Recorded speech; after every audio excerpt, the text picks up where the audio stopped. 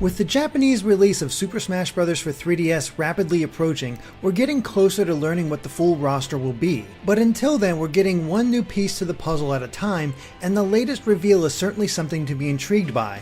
Shulk, the main character from Xenoblade Chronicles, has made his way into the roster, quite the step up for a game that almost didn't make it to North America. And Shulk seems to have come with many of the abilities he displayed there. So it's analysis machine time as we take a closer look to see what secrets and hidden details we can find in his reveal trailer. Shulk's moveset starts simple with a look at his standing combo. It's a punch-kick-sword combo showing that he can do moves without the Monado, though most will be focused around his sword.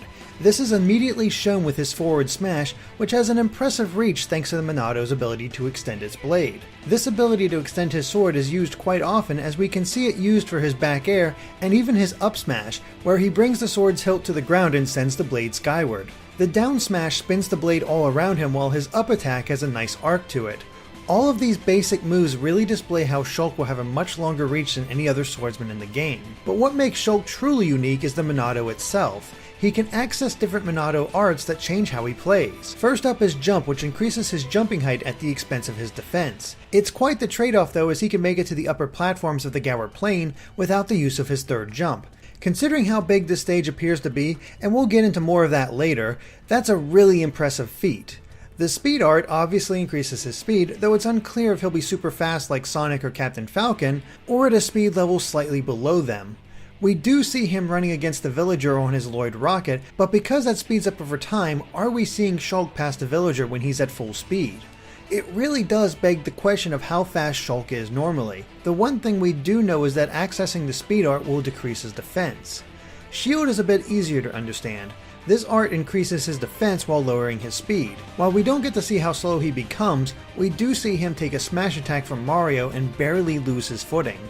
Buster is a little harder to see results for just in the trailer. This will increase his attack power but won't launch opponents nearly as far. While it's difficult to say just how much stronger he'll be, we do get to see his down attack and side aerial. Finally, there's his smash art, which will launch opponents farther but won't be nearly as strong. Like Buster, it's difficult to say just how effective it really is since we can't see the percentages of Donkey Kong and Ike before he hits them, but we feel it's safe to say that there will be at least a noticeable difference when selecting each art. Then there's the question of how you'll select each art. We're pretty sure it's the standard special, so does each tap cycle between the different forms? And does it always start at a specific art or switch to the next one in line? Another possibility is holding the special as Shulk cycles through, stopping on the one you want, though we think the former option is more likely. The trailer also gives us a look at what appears to be his other specials. Air Slash is his up special and seems to work the same as Marth's Recovery, at least at first. He goes in the same upward arc, though this one is much more vertical, but as soon as he finishes it, he performs another slash. Could this be a multi-hit special in the same vein as Marth's Dancing Blade? It would certainly help Shulk get some horizontal momentum during his recovery.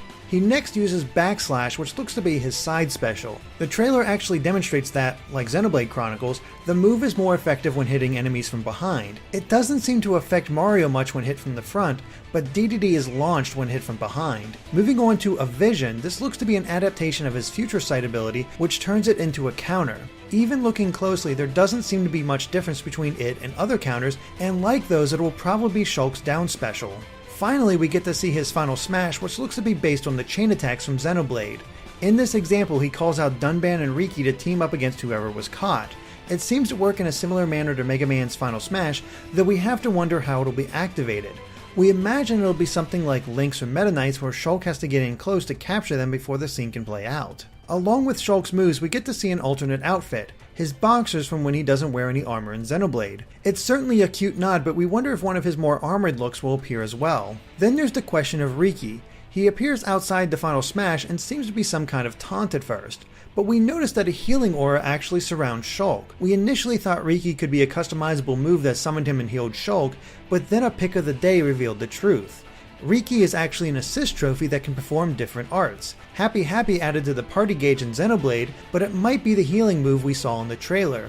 Freezanate will obviously freeze opponents, while Yoink may steal health from other players and give it to the user. But there was more to this trailer than just Shulk. We also got a small look at his stage in both versions, Gower Plain. It looks to be quite big, though nowhere near the size of Palutena's temple, but perhaps closer to Hyrule Temple in Melee, though with less places to hide.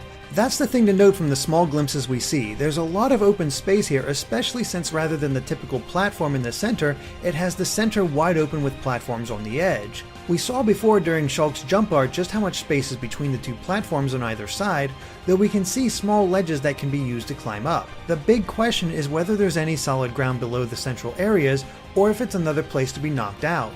In all, it actually seems to be a great representation of the wide open areas found in Xenoblade. That's not the only comparison though. Throughout the trailer we see different looks at Gower Plain, and many times it actually has a different time of day. This harkens back to how the time of day changed in Xenoblade. So far it looks like there will be a day, night, and dusk, though we wonder if there will be other elements as well. At the very least, it's a nice touch. Finally, there's the appearance of Metalface at the end of the trailer taunting Shulk. Could this mean he'll appear in the level to cause trouble as a boss, much like the Yellow Devil at Wily's castle? We don't know for sure yet, but it won't be long until we find out.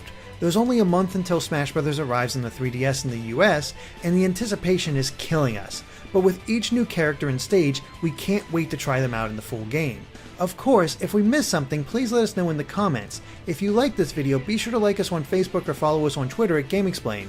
Thanks for watching, and make sure to stay tuned to GameXplain for more on Smash Bros. And other things gaming too.